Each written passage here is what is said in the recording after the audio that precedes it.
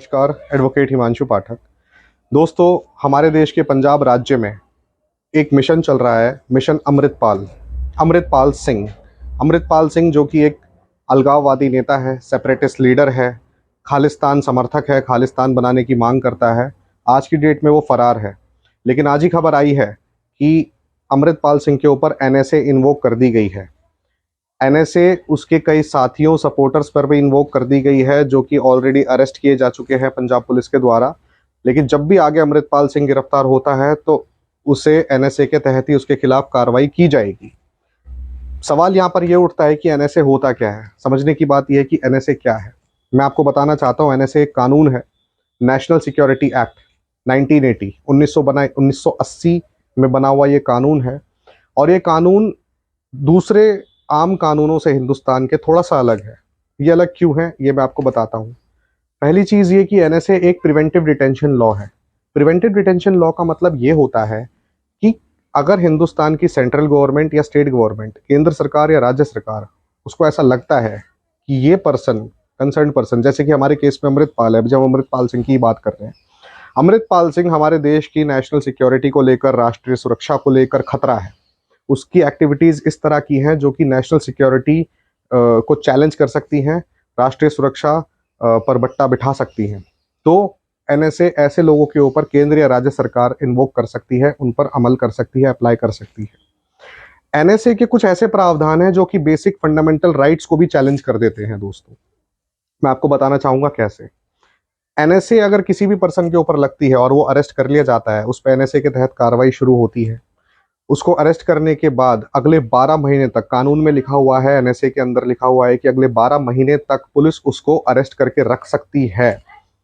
और अगर इसी 12 महीने के दौरान पुलिस को उस पर्सन के खिलाफ कोई नए एविडेंस मिल भी जाते हैं, तो वो 12 महीने का जो टाइम पीरियड है उसको एक्सटेंड भी किया जा सकता है। वो 12 महीने से ज़्यादा भी पुलिस उसको गिरफ्तार करके रख सकती है, अपनी कस्टडी में अरेस्ट करके रख सकती है। अगर नए सबूत मिल जाते हैं उस पर्सन के खिलाफ, तो 12 महीने का टाइम तो है ही। दूसरी चीज मैं आपको बताना चाहूंगा, सीआरपीसी जो कि हमारा क्रिमिनल प्रोसीजरल लॉ है, जो कि हम जो भी क्रिमिनल लॉ है हमारे, वो सीआरपीसी के द्वारा ही जो है कोर्ट में चलते हैं। सीआरपीसी ही बताती है कब क्या करना है, किसके क्या राइट्स हैं। सीआरपीसी एक बात कहता है धारा 50 के अंदर कि जब भी कोई पर्सन को अरेस्ट किया जाए, उसको उसके अरेस्ट का रीजन जरूर बताया जाए। पुलिस जो है जब भी किसी पर्सन को अरेस्ट करेगी, तो पुलिस उसको बताएगी कि हमने आपको किस रीजन से अरेस्ट करा है। लेकिन एनएसए जिसके ऊपर लागू हो गया, जिस पर्सन के ऊपर, पुलिस बाध्य नहीं है, ड्यूटी बाउंड नहीं है उस पर्सन को ये बताने के लिए कि उन्होंने उस पर्सन को क्यों अरेस्ट करा है। पुलिस ने अगले 5 दिन तक, 5 दिन की गिरफ्तारी के अंदर पुलिस बताने के लिए बाध्य नहीं है। और कभी कभी स्पेशल सर्कमस्टेंसेस भी कहे गए हैं कानून के अंदर। वो स्पेशल सर्कमस्टेंसेस कोई भी हो सकते हैं। विशेष परिस्थितियों में पुलिस जो है वो 5 से 10 दिन भी कर सकती है उसको बिना किसी रीजन बताए उसको अरेस्ट करके रखने के लिए, वो पर्सन को।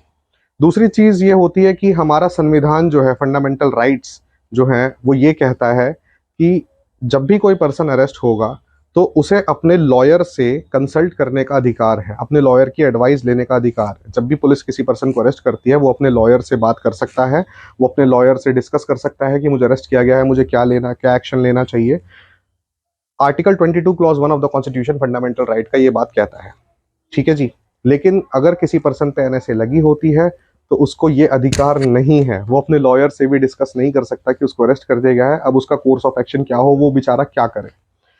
तीसरी चीज मैं आपको बताऊं, सीआरपीसी सेक्शन 56 एंड 76, धारा 56 और 76 के तहत जो पर्सन है, अगर पुलिस उसको अरेस्ट करती है तो with in 24 hours from the arrest, मतलब 24 घंटे के अंदर अंदर उसकी अरेस्ट के, पुलिस को उस पर्सन को मजिस्ट्रेट के सामने पेश करना होता है। और मजिस्ट्रेट को ये सेटिस्फेक्शन देनी पड़ती है, संतुष्टि देनी पड़ती है पुलिस को, और ये समझाना पड़ता है कि हमने इस पर्सन को किस आधार पर अरेस्ट किया है। कारण बताने पड़ते हैं मजिस्ट्रेट को कि हमने जी इस वजह से इसको अरेस्ट किया है। लेकिन अगर किसी इंसान पर एनएसए लग जाती है तो पुलिस जो है बाध्य नहीं है मजिस्ट्रेट के आगे उस पर्सन को पेश करने के लिए। चौथी चीज मैं आपको एक और बताऊं, वो ये कि जब भी किसी पर्सन को एनएसए के तहत डील किया जाता है, जिस पे एनएसए लग जाती है, अनवोक कर दी जाती है, उस पे एफआईआर नहीं होती है। तो एफआईआर ना होने की वजह से वो जो केस होता है, वो जो मैटर होता है, वो एनसीआरबी के रिकॉर्ड में भी नहीं होता। NCRB national crime record bureau है। पूरे हिंदुस्तान के जितने भी क्रिमिनल केसेस हैं, जितने भी क्रिमिनल मैटर्स हैं, उनको रिकॉर्ड किया जाता है एनसीआरबी के तहत। नेशनल क्राइम रिकॉर्ड ब्यूरो पूरा एक खाका रखता है अपने पास, बही खाता रखता है, पूरा का पूरा हिसाब रखता है पूरे देश के अंदर चल रहे क्रिमिनल मैटर्स का। और एनएसए जब किसी इंसान पे लगती है तो उसका रिकॉर्ड एनसीआरबी, उसका डेटा भी एनसीआरबी मेंटेन नहीं करता। तो एनएसए एक अच्छा कानून भी है, लेकिन इसके डिमेरिट्स भी हैं। ये क्रिटिक्स में भी रहता है, इसकी आलोचना भी की जाती है इस कानून की, कि एक तरह से कुछ ज़्यादा ही आर्बिट्रेरी पावर जो है प्रोवाइड कर देता है एडमिनिस्ट्रेशन को, गवर्नमेंट को, पुलिस को।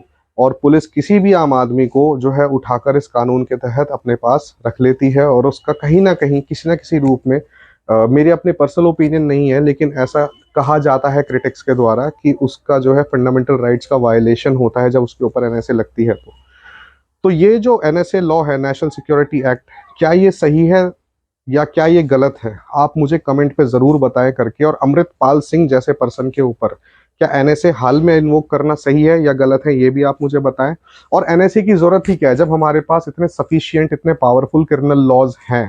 पोटा है हमारे पास, प्रिवेंशन ऑफ टेररिज्म एक्ट है, सीआरपीसी है, आईपीसी है, इतने सारे लॉज हैं, तो एनएसए की इतनी खास ज़रूरत क्या है?